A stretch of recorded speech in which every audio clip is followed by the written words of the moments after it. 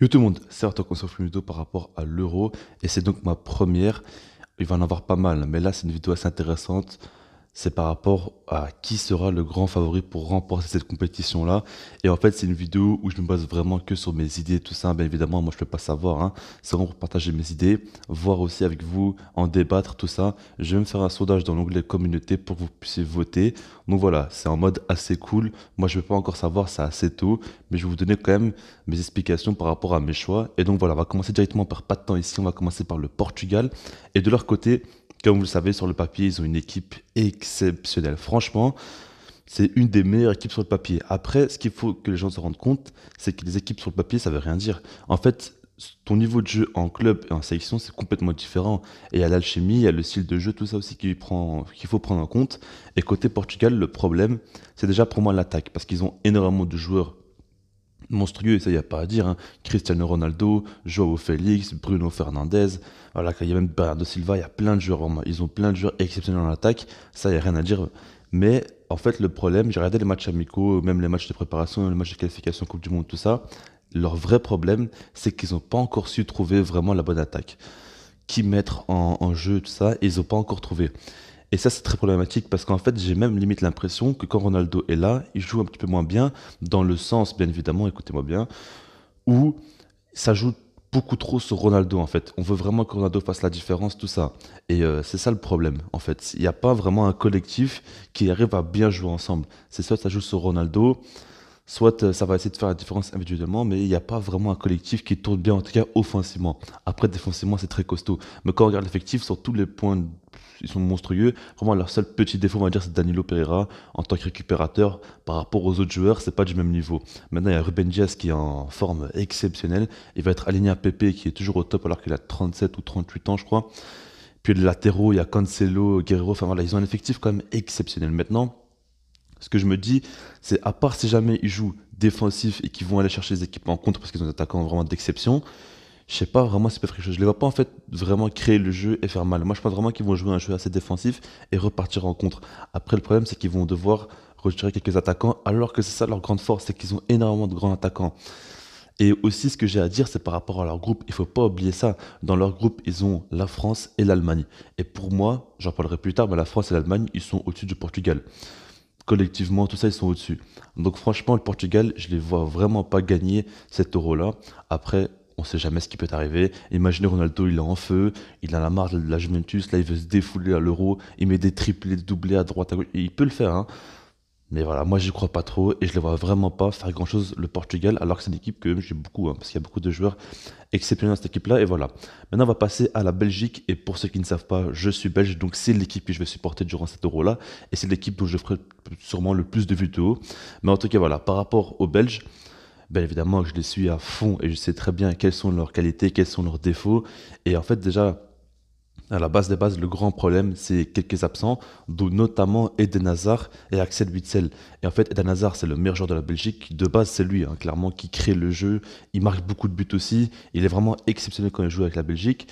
Et puis Witsel, c'est lui qui met l'équilibre au milieu de terrain. Et en fait, la Belgique a toujours eu des problèmes défensifs et Witsel arrive souvent à les régler. Et puis en plus de ça, si on a le contrôle du milieu de terrain, c'est souvent grâce à lui. Parce que ok, Tielemans, il est vraiment dans une grande forme, mais vraiment Witsel, il est exceptionnel, hein. Franchement, que ce soit avec Dortmund ou avec la Belgique, il est toujours à un niveau impressionnant. Et là, normalement, il doit être absent. Alors, Eden Hazard, lui, c'est possible qu'il joue un petit peu parce qu'il est revenu de sa blessure. Tout ça, maintenant, il sera pas à 100% physiquement. Et je sais même pas s'il va jouer. Et moi, c'est ça qui me fait un petit peu peur. Après, aussi, quelque chose qui me fait peur, c'est la défense. Parce qu'en fait, déjà, ça faisait quelques temps, on se disait que Alderweireld, Vertonghen, De Nayer, tout ça, c'est pas ultra rassurant, surtout par rapport au reste de l'effectif. Mais là, maintenant, ils ont pris de l'âge. Ils sont plus vraiment au top. Vertonghen, je crois, il joue plus vraiment beaucoup de matchs à haute intensité, tout ça. Et ça me rassure plus trop. Franchement, ça me rassure plus du tout. Parce que déjà, avant, en fait, ce que je me disais, et ce qu'on se disait généralement en Belgique, c'est que, ok, la défense, elle est pas monstrueuse, mais on a une attaque qui est limite la meilleure au monde. Franchement, en Coupe du Monde, tout ça, on savait très bien. Tout le monde l'a vu. La Belgique peut marquer face à n'importe quelle équipe, tout ça. Même si c'est qu'en France, enfin, face à la France, ils n'avaient pas marqué, mais vous avez compris, quoi. On sait très bien que l'attaque est monstrueuse. Et voilà. Après, par rapport aux satisfactions, on peut parler quand même de Thibaut Courtois qui fait une saison exceptionnelle avec le Real Madrid. On peut parler de Lukaku qui est au max de sa forme en ce moment. On peut parler de Mertens qui est plutôt en bonne forme. Puis surtout, Kevin De Bruyne. Et après, il y a aussi Tielemans, hein. Il y a vraiment des joueurs quand même qui sont dans une grande forme. Même Carrasco aussi, on peut en parler. Il y a pas mal de joueurs. Mais après, les principaux, ça reste quand même Thibaut Courtois, Lukaku et De Bruyne. Ces trois joueurs-là, je pense que dans n'importe quelle sélection, ils seront titulaires limite. Peut-être j'exagère un peu, surtout au poste de gardien, mais vous avez compris quoi dans l'idée ce que je veux dire. Donc voilà, maintenant franchement cette équipe-là de la Belgique, je ne s'imagine pas aller très loin parce que je sais très bien comment ils vont jouer. Ils vont essayer d'avoir la possession, essayer de maîtriser le jeu, essayer de dominer l'adversaire, tout ça. Mais cette année, ils n'ont pas effectif aussi monstrueux que d'habitude. En fait, Eden Hazard, il apportait énormément quand il reculait un petit peu, qu'il prenait la balle, il remontait le jeu, tout ça. Il était face à n'importe quelle équipe, il pouvait dribbler n'importe qui. On le savait très bien. Witsel aussi, il faisait beaucoup de bien. Et sans ces deux-là, pour moi, ça va être bien plus compliqué. Et puis défensivement, pardon, on est beaucoup trop fébrile selon moi. Donc voilà, j'y crois pas vraiment. Après, bien évidemment qu'Eden Hazard pourra jouer quelques matchs, mais pour moi, il sera pas du tout au top niveau.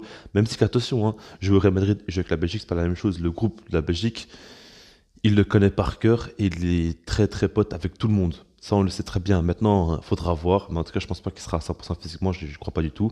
Et voilà.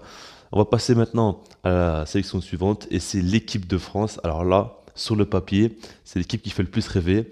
Et c'est l'équipe aussi, pour moi, la plus forte sur le papier. Là, de très très loin. Quand on regarde l'effectif qu'ils ont quand même, s'il vous plaît, c'est exceptionnel. Karim Benzema qui est de retour. Puis on a Mbappé qui fait la meilleure saison de sa carrière, je pense, individuellement. Griezmann en 2021, quand même, qui est dans une grande forme. Dembélé, on sait très bien qu'il peut faire beaucoup de mal. Coman aussi qui est très intéressant. Puis il y a Kanté qui revient à son meilleur niveau. Enfin voilà quoi, franchement, ils ont une équipe. Elle fait très très peur, surtout offensivement. Ils ont vraiment des armes. C'est monstrueux. Après, on va oublier Pogba, tout ça. Enfin, on sait très bien, ils ont une génération dorée avec excellent de bons joueurs, tout ça. Et c'est très intéressant à voir.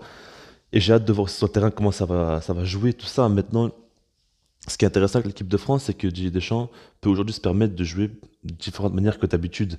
Avec un Karim Benzema, avec un pur neuf, il peut jouer un petit peu différent d'habitude, comme je vous l'ai dit. Ça peut jouer en 4-2-3-1, ça peut jouer en 4-3-3. Mais en tout cas, Benzema, on sait très bien qu'il va s'adapter à tout style de jeu, tout ça. Et ça peut vraiment être très intéressant. Une attaque à 3, une attaque à 4, on ne sait pas encore. On verra bien ce qui va se passer. Mais en tout cas, ils ont vraiment les armes pour faire mal à n'importe quelle équipe offensivement. Et après, là où je mets des tout petits doutes, c'est par rapport à la défense, surtout Varane. Parce que Varane, en ce moment, avec le Real Madrid, il n'est pas du tout au top. Et même physiquement, je le vois qu'il n'est pas du tout au top. Il n'est pas à un même niveau de course qu'il a d'habitude. Et puis, Kip Mebe avec l'équipe de France, pour moi, il n'a pas encore vraiment fait ses preuves, hein. Comme je l'ai dit, en club et en sélection, c'est pas la même chose. Donc voilà, quoi, là, je mets des petits doutes. Puis le poste de latéral droit, Pavard avait fait un bon mondial. Il faudra voir s'il pourra le répéter. C'est des petits doutes quoi, que je mets comme ça. Mais après, genre, en général, quand même, ils ont un effectif monstrueux. Et moi, je pense qu'ils ont tellement un gros effectif. Il y aura tellement d'attentes autour de cette équipe-là que je ne les vois pas gagner ce euro-là. Parce que quand on regarde sur le papier, c'est la meilleure équipe de très loin. Maintenant, moi, je pense qu'ils auront un peu trop de pression. Les gens voudront voir l'équipe de France jouer et marquer plein de buts face à n'importe quelle sélection, tout ça.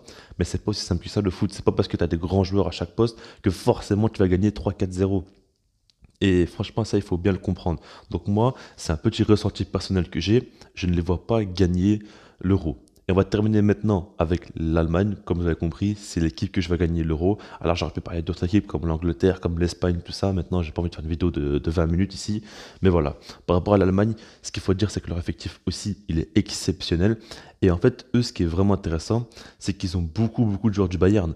Quand on regarde par exemple au niveau de l'attaque, il y a Sané, il y a Gnabry, il y a Müller, il y a Goretzka, il y a Kimmich, il y a même Soule derrière aussi, il y a même Neuer. Voilà quoi, ils ont beaucoup beaucoup de joueurs de la part du Bayern. Müller, je ne sais même pas si j'en ai parlé aussi, mais bref, voilà, ils en ont beaucoup quoi, des joueurs du Bayern. Et en plus de ça, tu peux rajouter encore Toni Kroos, tu peux encore rajouter Gundogan, même Kai Havertz, qu'on sous-estime beaucoup, mais je trouve vraiment que c'est un excellent joueur. Et puis Timo Werner. Alors ça, Timo Werner, lui, il rate beaucoup d'occasions, mais par rapport à ses appels, tout ça, il peut beaucoup apporter aussi. En fait, pour moi, le vrai doute que je mets dans cette équipe-là, c'est surtout par rapport au poste de numéro 9. Là, je ne sais pas trop comment ils vont jouer. Parce que Thomas Müller, on peut dire ce qu'on veut, pour moi, c'est pas du tout un pur neuf. Et ce serait limite un peu du gâchis de le mettre en tant que neuf, parce qu'en 10, il peut quand même faire beaucoup de choses. En faux 10, vous avez compris quoi, son rôle un peu bizarre. Et après, il y a Kai Havertz, enfin, pas Kai Havertz, je voulais dire Timo Werner et Kai Havertz. Kai Havertz, pour moi, je ne le vois pas jouer en tant que seul neuf. Et Timo Werner, lui, comme je l'ai dit, il peut rater énormément d'occasions et pour moi, c'est pas du tout rassurant s'il joue en tant que titulaire avec l'Allemagne. Mais en tout cas, voilà, là, c'est un petit doute que j'ai. Maintenant, quand on regarde à côté, ils ont tellement de joueurs offensifs monstrueux et ils ont surtout un milieu de terrain exceptionnel. Pour moi, c'est de loin le meilleur milieu de terrain de l'Euro, hein. Il y a rien à dire. Ils ont tellement de joueurs, ils peuvent faire 2 équipes avec leur milieu. Enfin, voilà. Dites-vous quand même que Goretzka, c'est un des meilleurs relayeurs au monde. Pour moi, il y a pas beaucoup de débat. Kimmich, c'est sûrement le meilleur 6 au monde. Enfin, je sais pas, mais en tout cas, il est exceptionnel. Puis il y a Toni Kroos qui a un niveau incroyable avec le Real Madrid. Puis il y a même Gundogan qui a fait une saison, la meilleure saison de sa vie. Enfin voilà, quoi, ils ont vraiment de quoi faire au milieu de terrain. Et ils peuvent faire très mal. Et pour moi, ils peuvent clairement contrôler le jeu face à n'importe quelle équipe, garder la balle, tout ça. Après, ça ne veut pas dire forcément qu'ils vont gagner. Mais quand on regarde comment ils peuvent dominer le jeu au milieu de terrain, en plus, c'est beaucoup de joueurs qui se connaissent déjà très bien. Ils peuvent clairement dominer le jeu au milieu de terrain. Et puis, ils n'ont pas besoin vraiment d'avoir un neuf tueur parce qu'ils ont tellement de bons ailiers aussi qui peuvent faire beaucoup mal. Que pour moi, franchement, ça peut se faire comme ça. En plus de ça, ce qu'il faut dire, c'est que Joachim Löw, c'est sa dernière compétition avec l'Allemagne. Et ça, c'est chaud comme ça fait longtemps qu'il est en Allemagne. Donc, il pourrait tenter le tout pour le tout et se lâcher clairement. Il n'y a pas à avoir de, on va dire, de peur ou quoi, de se dire que si jamais il ne performe pas, il sera viré ou quoi. Non, parce qu'il sait très bien que c'est la dernière compétition avec l'Allemagne. Donc autant s'amuser, autant faire, autant faire peur et jouer un jeu très offensif. Et ça, ils savent très bien le faire, l'Allemagne et les joueurs allemands en général. Donc franchement, il y a de quoi faire, hein, comme je l'ai dit. Et moi, je les sens bien, l'Allemagne. Franchement, revenir en force, gagner cet euro-là. Ils sont quand même une équipe exceptionnelle aussi. Mais surtout, beaucoup de joueurs qui se connaissent déjà en club. Et les automatismes, ils sont vraiment là à 100%. Et en sélection, quand on regarde, il y a peu de nations qui peuvent dire ça, quoi, clairement. Donc voilà, dans les commentaires par rapport à tout ce que je vous ai dit, donnez-moi votre favori, sinon moi je vous dis peace.